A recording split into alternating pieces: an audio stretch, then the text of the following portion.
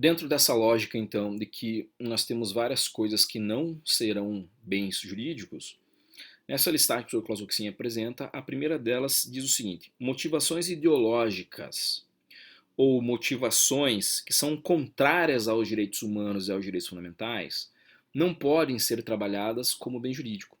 Né? Por uma razão simples, eu não posso agredir alguém e querer me valer que a minha agressão está protegida pelo direito penal. Um exemplo básico disso aqui seriam os chamados discursos de ódio. Quem está num discurso de ódio não pode afirmar que está exercendo uma liberdade. Logo, o que ele está fazendo é uma prática de crime. Portanto, ele não pode fazer esse juízo de querer se beneficiar da tutela estatal sobre um assunto ao qual ele é o autor do crime. A segunda coisa que o professor Klaus Oxin vai dizer que não é bem jurídico corresponde à simples transcrição do objeto da lei. O que significa isso? A simples transcrição do objeto da lei significa que não pode o legislador querer identificar um crime simplesmente pelo fato de escrever assim.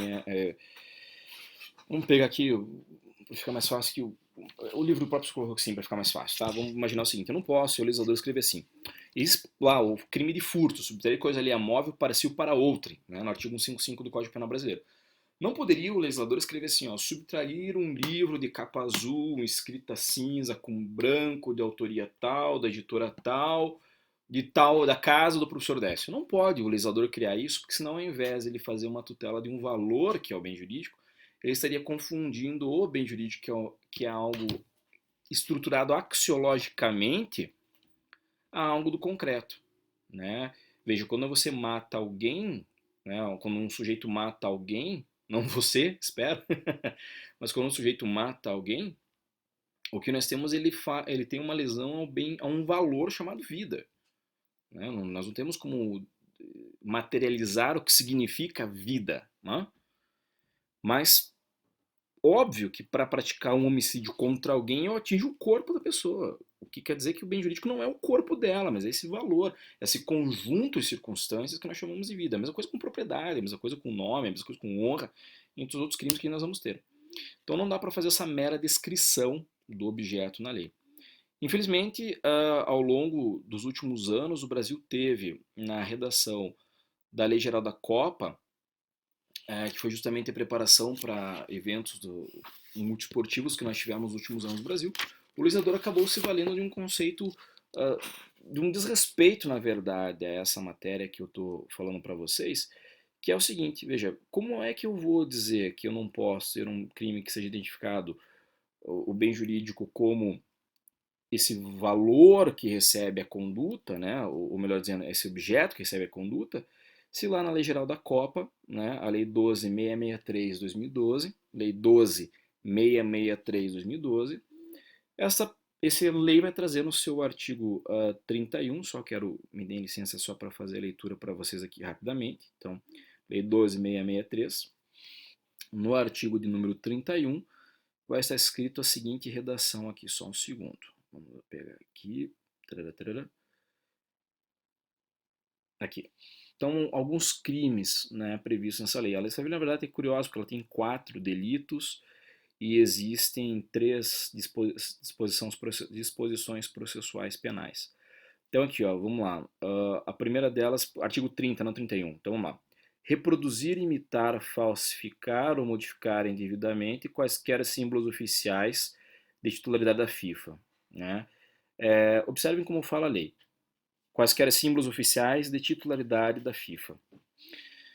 Quando tem essa expressão, o que a lei está fazendo, ela está identificando que só é protegido por esse tipo penal os símbolos oficiais de titularidade da FIFA, que são trazidos para nós aqui no artigo 2º aqui da lei, as seguintes definições. Artigo 2º, incisos abaixo, ele traz ali quais são os bens, os valores, as propriedades, os símbolos da FIFA. Então, nesse caso, quando a gente vai ter essa estruturação, o que está sendo feito aqui nada mais é do que você ter uma identificação entre os objetos que são passíveis de proteção, os bens jurídicos, com objetos que recebem conduta.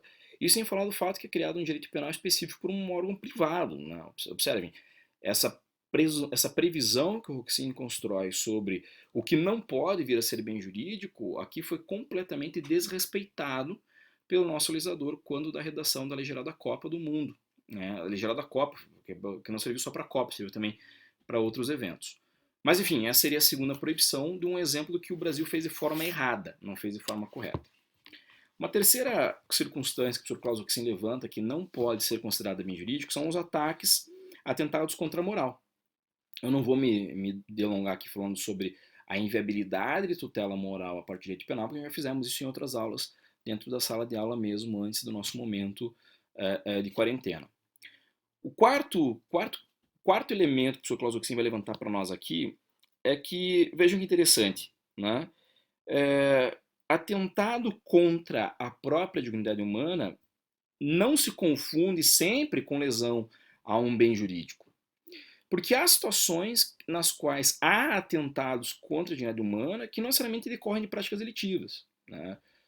Infelizmente, o modelo capitalista que é aplicado hoje nas relações sociais incide, infelizmente, em algumas exclusões, das quais eu, pelo menos, não fico feliz em ver uma pessoa passando por necessidade na rua, numa situação de abandono, e que muitas vezes nós fechamos o vidro do carro, negamos uma conversa, negamos uma moeda e coisas do gênero, e aquela pessoa, e essa negação também atinge a dignidade daquela pessoa que não tem dignidade nenhuma porque está na rua. Mas não quer dizer que porque você não presta essa doação, não dá essa esmola naquele momento que você esteja praticando um crime. Além disso, o professor Klaus Roxin vai afirmar que neste exemplo do item 4, que nós estamos falando aqui, ele vai explicar para nós que a modificação artificial de uma célula humana não deve ser por si só punível, pois há casos em que ela seja positiva. Observe que interessante. Então, a própria ideia de trabalhar com uma ideia de atuar sobre bioética, o professor Klaus Roxin vai afirmar que isso aqui está no campo de lesão de dignidade humana. Claro, porque são os preceitos que a bioética trabalha. Então, nem sempre a modificação celular pode vir a ser algo negativo e que mereça uma tutela penal. Há também que se vê o campo de evolução da medicina e das práticas preventivas. Tá certo? Esse seria no pertinente, então, ao quarto item. O quinto item que o professor Roxin traz vem trabalhar justamente com a ideia de uma autolesão consciente. O que viria a ser essa chamada autolesão consciente? A autolesão consciente seria quando o próprio agente, autor da conduta de forma deliberada, resolve então praticar uma infração contra si mesmo. Então, vamos supor um exemplo bem tosco. Né? Se nesse exato momento eu pegasse e cortasse fora a minha mão porque fica me atrapalhando enquanto faço o vídeo. Ora, por mais idiota, imbecil que seja a ideia, não quer dizer que isso seja uma prática delitiva, porque é uma autolesão consciente. Claro que os estados de inconsciência não entram, os estados, às vezes, de modificação psicológica não entram nessa discussão, mas uma autolesão consciente por si só não pode vir a ser punida, porque o sujeito está num campo de atividade consciente. Por tal razão, é por isso que a gente não pune uma pessoa quando ela bebe demais. É por isso que a gente não pune uma pessoa quando ela provoca um câncer por ter fumado 50 anos. É por isso que a gente não pode, por exemplo, punir uma pessoa pelo uso de entorpecentes. Não faz sentido. Vocês conseguem compreender meu raciocínio? Eu digo que o cara não pode, não tem problema, não existe proibição penal para ele cortar fora um pedaço da mão. Não existe, ele não comete crime nenhum quando é a lesão contra si mesmo. Mas eu proíbo ele penalmente de ele utilizar um entorpecente, ou seja, não faz sentido em harmonização dogmática e político-criminal.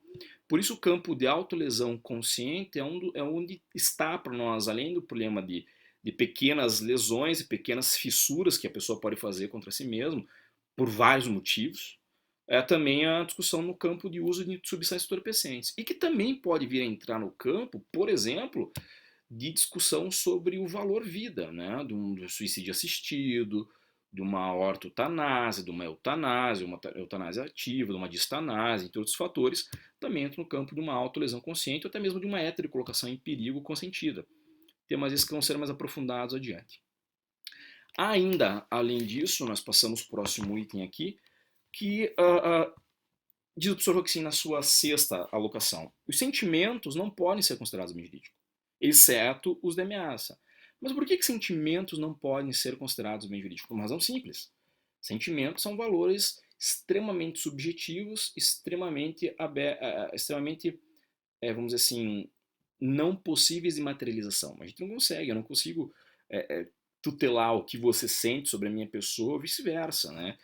Se nós pudéssemos, há uns anos atrás, discutir-se uma ideia de uma PEC da felicidade, eu sempre brinco dizendo que se passasse essa PEC, eu entraria com um mandato de segurança, uma ação, sei lá, algum REIT, condicionar alguma coisa para poder fazer com que o Atlético ganhasse todos os campeonatos do mundo, né? Mas não é essa lógica que nós temos. Então, sentimentos não podem ser tutelados, exceto os de ameaça. Mas por que os de ameaça são tuteláveis penalmente? Por uma razão simples. Porque eles afetam a tua capacidade de vida e liberdade e desenvolvimento, que é o próprio conceito originário do Clausewitz. Além disso, há muitos crimes que prescindem, que exigem que se tenha uma ameaça para que se seja configurado o crime, como por exemplo o roubo, que é a subtração de bens patrimoniais acrescidos da grave ameaça. E também o próprio delito de ameaça, que é por si só uma questão de grave colocação contra a pessoa. Tá certo? Vamos fazer uma pausa e a gente já continua.